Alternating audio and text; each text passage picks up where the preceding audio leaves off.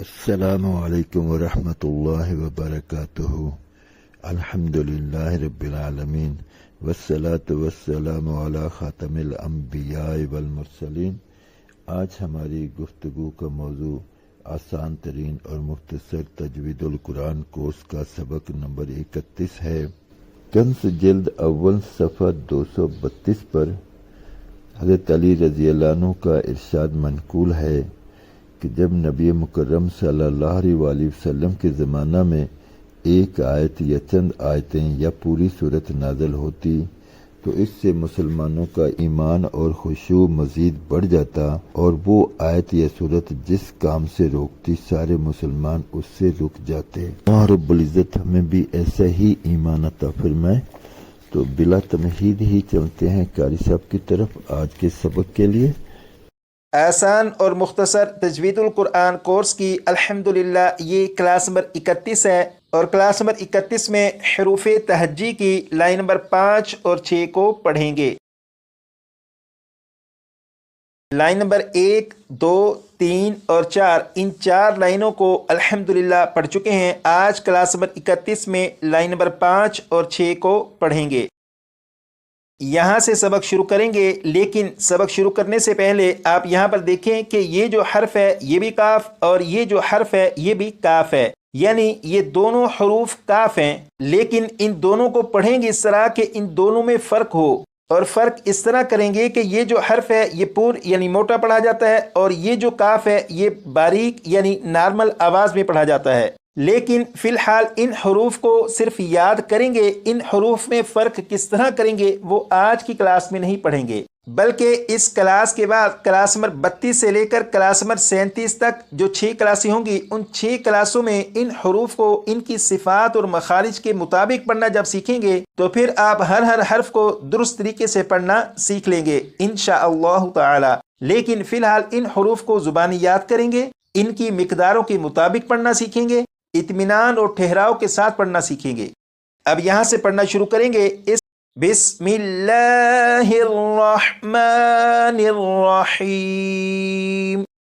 قاف قاف، کاف کاف، لام لام لام، میم میم میم، نون نون نون، واو واو واو، ہا ہا ہا، حمزہ حمزہ حمزہ، یا یا